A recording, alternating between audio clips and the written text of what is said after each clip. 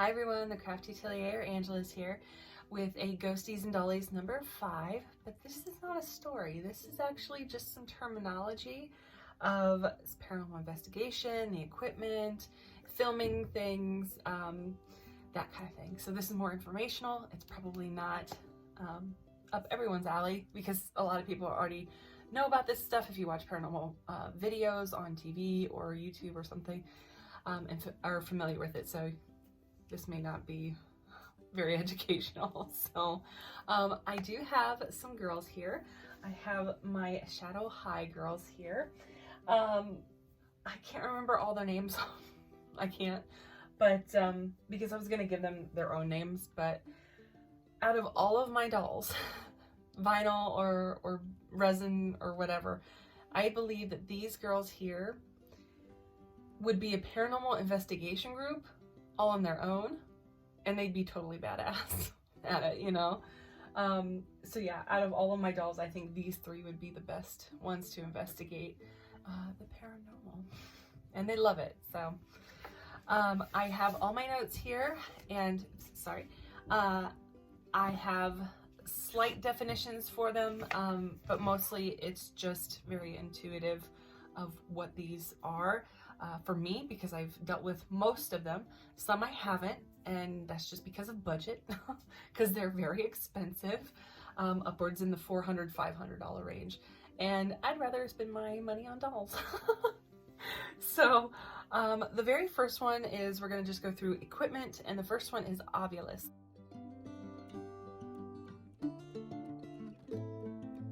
Ulus is basically a word bank that spirits can manipulate their energy to pick from the database that they have in there.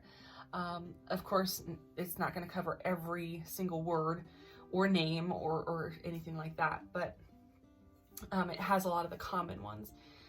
And they can communicate through that. So a lot of these devices are communication tools between, you know, the physical world and the non-physical world, and or detecting different fluctuations within that realm. So the SB Spirit Box,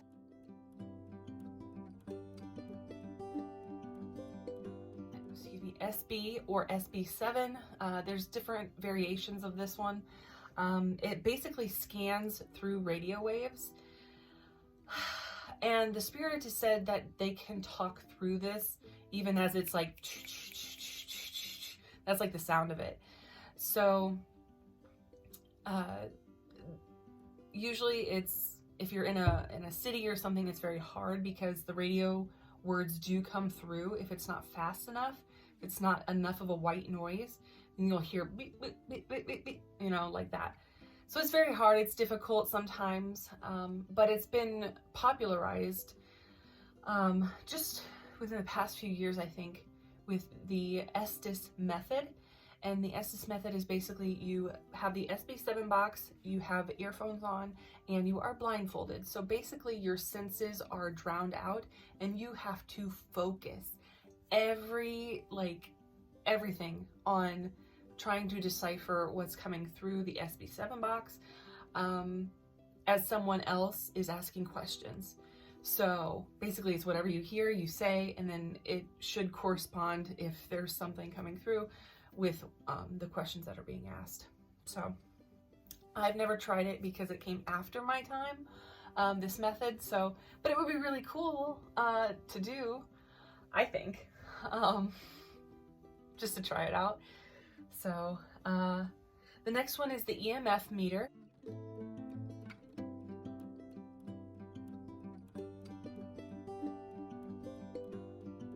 Which is electromagnetic field meter, and basically it measures the fluctuations of the EMF fields. You can actually do this, you can like fridges or microwaves or anything like that, electrical obviously, reads very high, but if there's, like, out in a field and there's nothing out there that's supposed to be doing that, but then it fluctuates or tells you that it's picking up something, then something is interacting with the electromagnetic field out there that probably is not of this this physical realm. So the next one is the Mel Meter.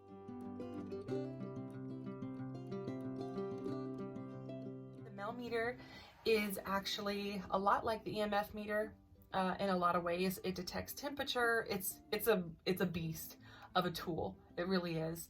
I actually personally like this one because it tells temperature. It tells, because it can give you a graph of like what time spiked and different things, and it'll let you know. But it also has an antenna on it that actually gives off its own EMF field, and obviously it doesn't interact with its detecting of it because it's part of the tool. I don't know how I'm not scientific like that, okay? I just know how it works. So the EMF field pumps out, and then whatever interacts with that antenna EMF, it detects that too. So something could potentially be touching it, and it would, you know, obviously beep and everything like that. So a laser grid. So a laser grid, pen. You can get a pen. You can get it's usually just like a little pen. So the laser grid is basically you put it on a wall or some kind of space that shoots a grid of dots everywhere. And it's said that you can see things that walk in front of it. You know, it distorts the grid of the laser. So you could catch, you know, shadow figures or mists or something like that. Any interaction within the field that it's pointing. So the next one is the Convoy.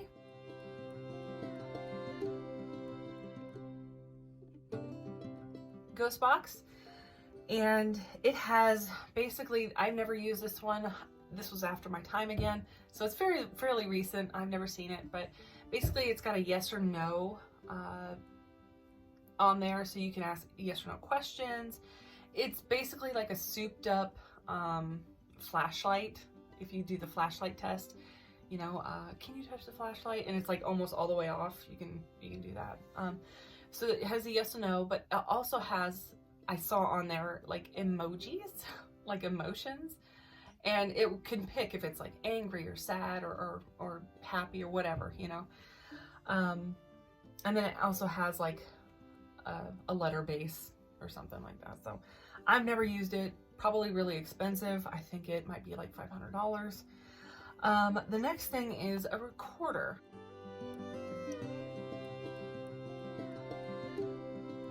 So you can get these fairly cheap at Walmart. They're like $50 now, I think, or at least back then when I got mine.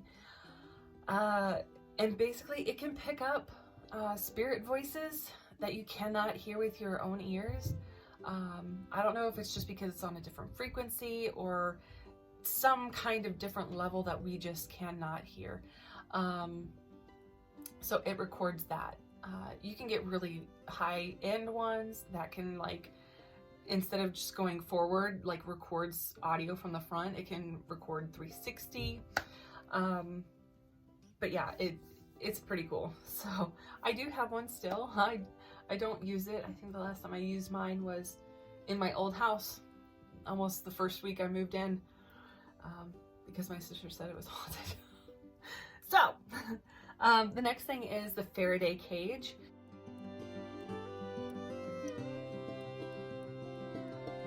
A Faraday cage is basically like a metal mesh, either pouch or cage or what have you, but basically what it does, it blocks out EMF.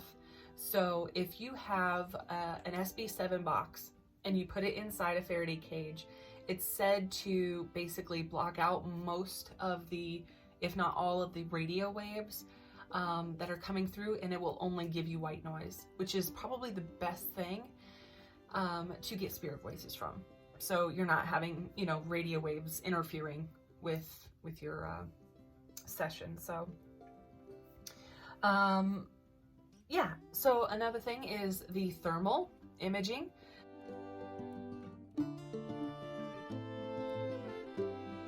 Thermal imaging obviously is the imaging that shows like heat and cold and gives you the all the colors, you know, that you see sometimes. when using the thermal. So our Texas chapter had one. I only used it maybe one time.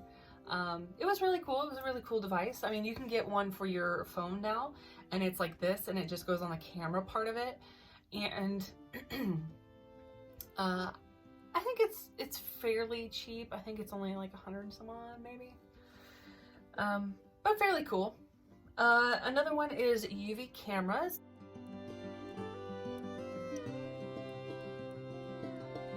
And basically, I didn't have one, but my coworker, he had one of his cameras be adapted to UV, which was pretty cool because it could take still UV pictures. And UV is basically like the ultraviolet spectrum. The spectrum of light, we only see like this much, and there's this. So there's ultraviolet and then there's infrared. And there are tools for us to see both ends. And the UV camera did the purple end, I guess you could say, like the cooler end, I guess. The other thing is IR lights.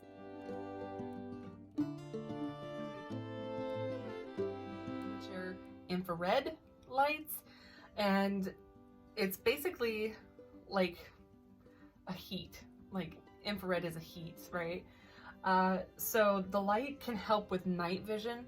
So if you're in a dark room and you have an IR light, you cannot see the IR light because it's not in your spectrum of vision, right? Because it's infrared. But it can light up a whole room in the dark because it's an infrared light.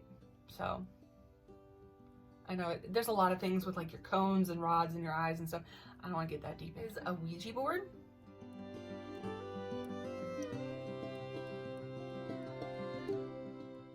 I don't personally like them, just because you don't know really who you're going to talk to. I mean, you can say that for all of the equipment, to be honest. You don't know who you're going to talk to. But, yeah, I'm not entirely sure about that one. We did have one. Our Texas chapter brought it to Villisca, and I did not participate in that one. I just sat outside and watched the video cameras. So yeah, I did not participate in that because it just didn't feel right to me. So never got you know, into that part of it. I did touch it, but he bought it straight from Toys R Us at the time. And then he opened it and I touched it and I was like, oh, this is pretty cool. And then he went inside and he fiddled with it and I was like, yeah, I'm done. I'm not gonna touch it no more. So he's kind of tainted it. The next thing is scrying.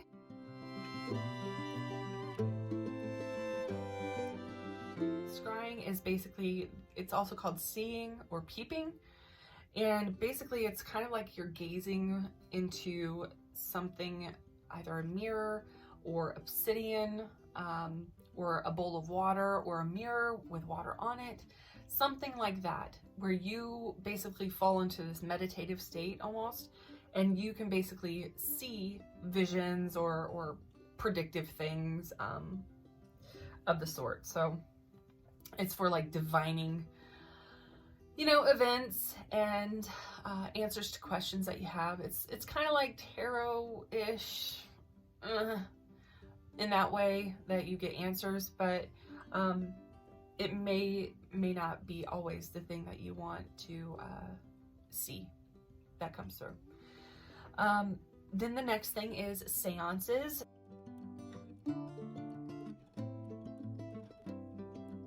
Seances are basically you're contacting the dead, usually through a medium who's either leading the seance or what have you, or through a device of some sort.